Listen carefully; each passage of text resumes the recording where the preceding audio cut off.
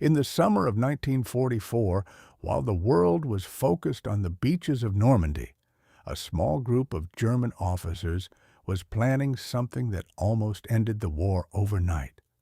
Not on the battlefield, inside Hitler's own headquarters.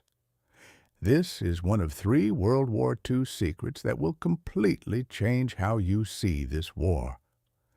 In this video, you're going to learn 3 things that most history books either skip or barely mention. Some of these facts are shocking, some are dark, all of them are real. Let's get into it.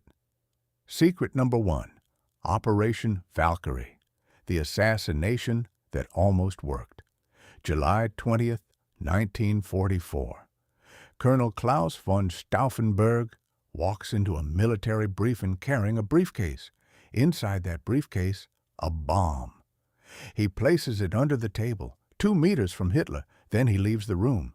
The bomb goes off. The room is destroyed. 4 people die, but Hitler survives. Why?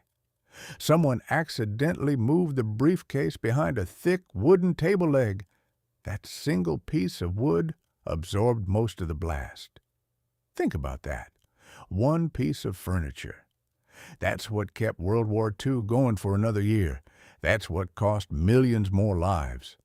Stauffenberg was executed by firing squad the same night. But here's what most people don't know. He wasn't alone. Over 200 people were involved in this plot.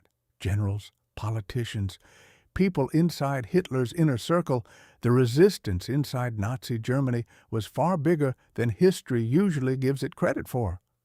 But that's nothing compared to what almost happened before the war even started properly. Secret number 2, the weather that saved Britain. It's 1940. France has fallen. Germany controls almost all of Western Europe. Hitler gives the order to invade Britain. The plan was called Operation Sea Lion. The German army was ready, the Navy was ready, and Britain, honestly, was not. So why didn't it happen? 3 reasons, and none of them are what you'd expect. First, the weather. The English Channel in autumn is brutal. Unpredictable storms, strong currents. German landing craft were flat-bottomed river boats. They were not built for open sea. Military planners knew the crossing could turn into a disaster before a single soldier reached the beach. Second, the Royal Air Force. The Battle of Britain was happening at the same time. German air commanders told Hitler they needed total air superiority before any invasion could work. They never got it. Third, and this is the one nobody talks about, Hitler himself hesitated. Some historians believe he genuinely thought Britain would negotiate. He had a strange admiration for the British Empire. He didn't want to destroy it. He wanted it as an ally.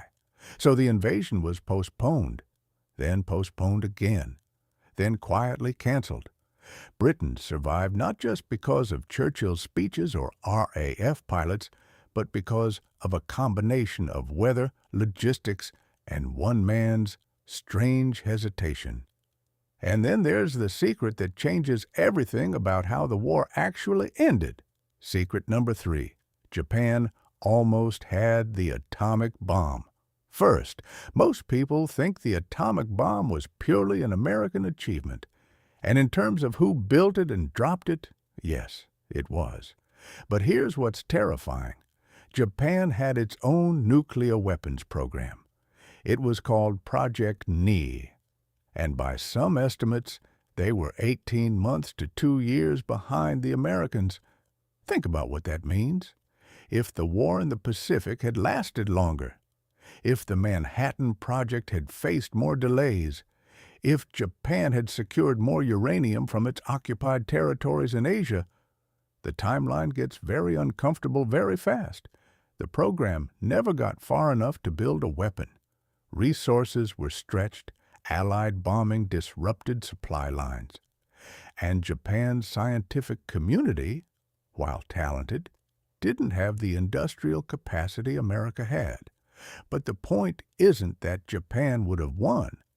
The point is, this wasn't a one-sided race, and the fact that it ended the way it did came down to timing, resources, and circumstances that could have gone very differently. 3 secrets, 1 briefcase behind a table leg, 1 postponed invasion, 1 nuclear program history almost forgot. World War II is the most documented conflict in human history, and we're still finding things that change how we understand it. Next week, we're going into the mind of one of the most powerful conquerors who ever lived. And trust me, what you think you know about him is probably wrong. If you made it this far, subscribe. New history every week. I'll see you in the next one.